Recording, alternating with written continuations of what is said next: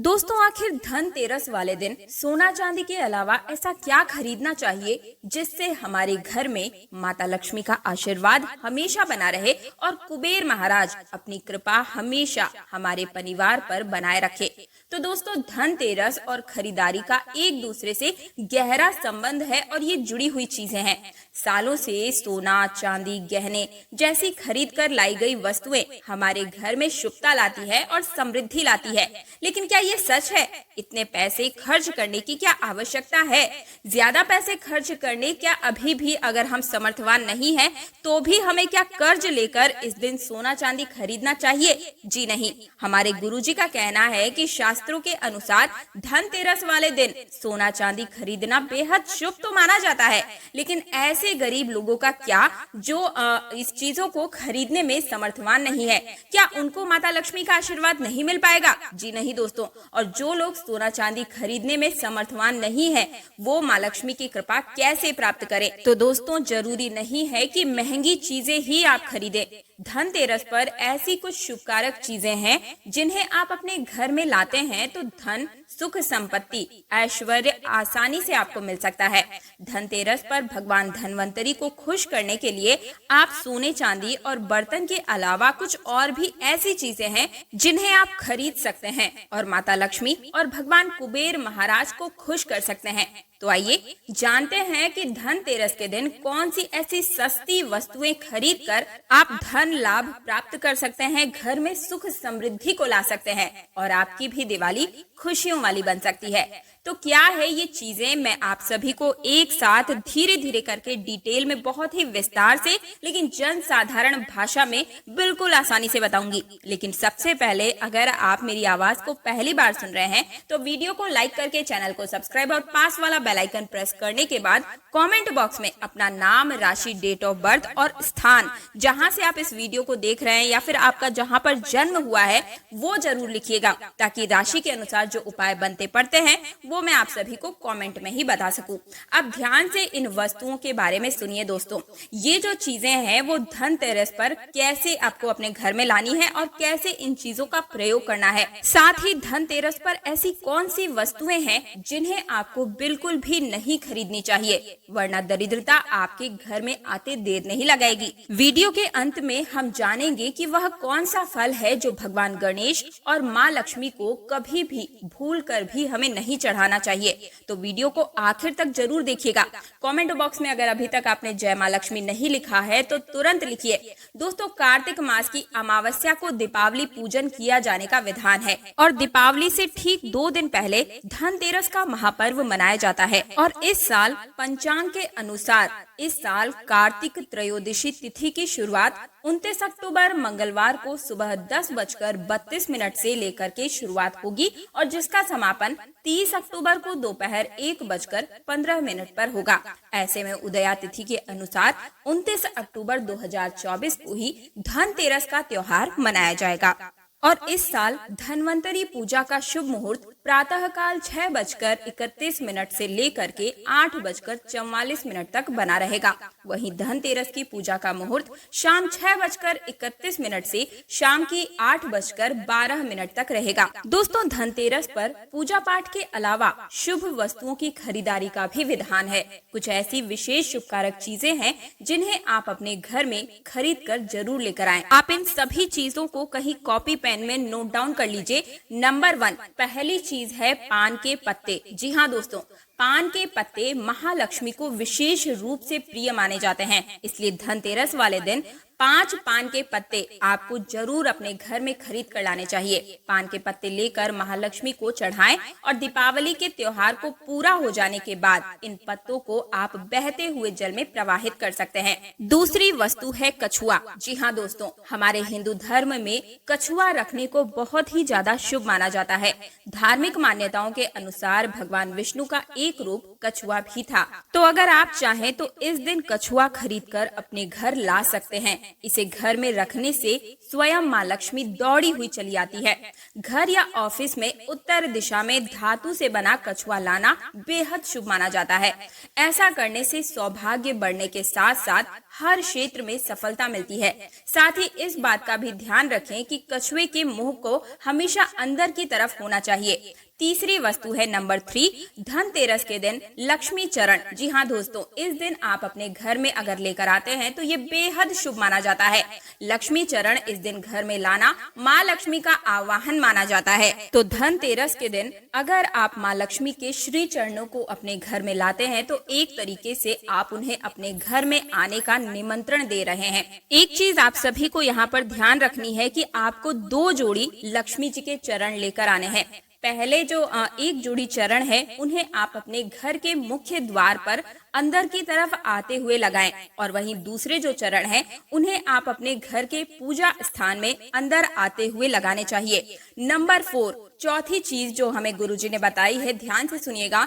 घर के सारे सुख दुख मुख्यतः वास्तु पर ही आधारित होते हैं। घर में वास्तुदेव की मूर्ति रखना सबसे ज्यादा शुभ माना जाता है। ये वास्तु को ठीक बनाए रखता है। ऐसे घरों में धन की कभी कोई कमी नहीं होती। अन्न और धन ऐसे घर में हमेशा भरे रहते हैं। नंबर 5, मिट्टी का घड़ा। जी हाँ दोस्तों, दीपावली पर घर में मिट्टी की जो सुराही या घड़ा अवश्य लेकर आना चाहिए। छोटा या बड़ा कैसा भी हो, दीपावली के दिन मिट्टी की एक सुराही या घड़ा जरूर खरीद कर लाएं। फिर इसे घर में उत्तर दिशा में पानी भर कर आप जरूर रखें। इसे धनतेरस के दिन लाना अति उत्तम माना जाता है। दीपावली के 5 दिन शाम को इस घड़े के पास घी का दीपक अवश्य जलाना चाहिए। अगर आप ऐसा करते हैं तो आप अपने घर में कभी भी धन की कोई कमी नहीं पाते हैं।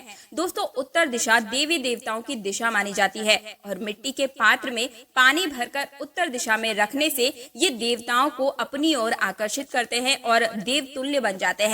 ऐसे जल को अगर आप चख कर देखते हैं तो बाकी जल की तुलना में ये जल काफी मीठा और मधुर होता है, क्योंकि इसमें माँ लक्ष्मी का वास हो जाता है और कमल के समान इसमें सुगंध आने लगती है, जो कि एक तरीके से संकेत भी है कि माँ लक्ष्मी का आपके घर में आवाहन हो चुका है। इसके पीछे कारण भी है दोस्तों। हमारे जो पुराण है उसमें उल्लेखित है और उस कथा के अनुसार प्राचीन समय में एक ब्राह्मणी थी जो बहुत ही दीनहीन निर्धन थी। उसके गुरु ने उसे एक मिट्टी की सुराही दी और उसे उत्तर दिशा में रखने का उपाय बताया। फिर इस उपाय को करने के कुछ दिनों के बाद ही उसकी गरीबी मिट गई थी। वो साधना में लीन हो गई थी। याद रखें दोस्तों, सुराही या घड़े को कभी भी खाली नहीं रखें। हमेशा इसे गीला रखें और पानी से भर कर ही रखें और केवल उत्तर दिशा में ही रखें। नंबर 6, साबुत धनिया। जी हाँ दोस्तों, धनतेरस पर साबुत धनिये के जो बीज हैं वो जरूर खरीद कर लेकर आने चाहिए। माँ लक्ष्मी को धनिया अर्पित करें और थोड़ा सा धनिया अपने घर में धन वाले स्थान पर जरूर छिटक दे। ऐसा करने से माँ लक्ष्मी की कृपा हमेशा आपके और आपके पूरे परिवार पर बनी रहेगी। धनिया को खुशहाली का प्रतीक भी माना जाता है। ध्यान रखें कि इस धनिया का प्रयोग खाने में कभी नहीं करना चाहिए। दीपावली के बाद इस धनिये को आप चाहें तो गाय को खिला सकते हैं। आपकी जानकारी के लिए मैं बताना चाहूंगी कि धनतेरस के दिन धनिया लाना बहुत ही ज्यादा शुभ और मंगलकारी माना जाता है। दोस्तों, मैं खुद भी यही खरीद कर लेकर आती हूँ। इससे भगवान धन्वंतरी की कृपा जरूर प्राप्त होती है।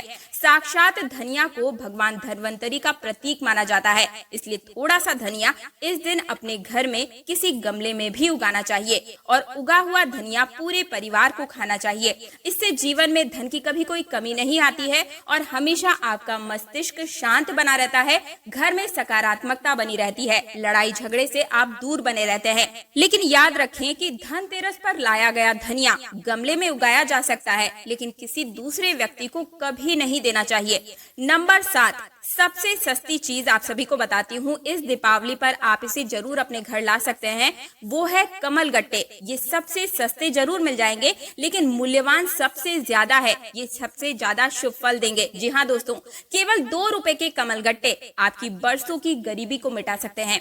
हमारे पुराणों के अनुसार कहा जाता है कि कमल के 5 अंगों में देवी लक्ष्मी का वास माना जाता है।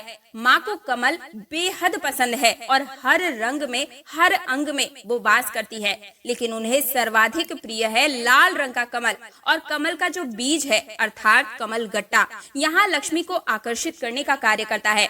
दोस्तों, तीज त्योहार और धर्म चैनल के माध्यम से मैं 8वीं सबसे खास चीज बताने जा रही हूँ। देखिए, ये बात तो आप सभी को पता होगी कि दीपावली के अवसर पर नए चावल की फसल तैयार हो जाती है और इसे ही धान से जो खील होती है वो तैयार की जाती है। इसलिए धनतेरस पर खील बतासे आप अपने घर जरूर लेकर आएं। ध्यान रखें कि आप हमेशा नए बतासे ही लाएं, पुराने खरीद कर रखे हुए बतासे नहीं चढ़ाएं। नए खील बतासे धनतेरस पर घर पर लेकर आना और इन्हें माँ लक्ष्मी को चढ़ाना सबसे ज्यादा शुभ माना जाता है। इससे कभी भी धन धान्य की कोई कमी नहीं होती है। नंबर 9, जी हाँ दोस्तों, ज्योतिष शास्त्र के अनुसार धनतेरस के दिन घर में 10 रुपए का नमक का जो पैकेट होता है वो अवश्य खरीद कर लेकर आएं। इस दिन नमक खरीदने से घर में सुख समृद्धि का वास होता है और व्यक्ति के जीवन में कभी भी आर्थिक तंगी नहीं रहती है। खास तौर पर धनतेरस के दिन घर में नमक के पानी का पोछा लगाना विशेष लाभ देता है।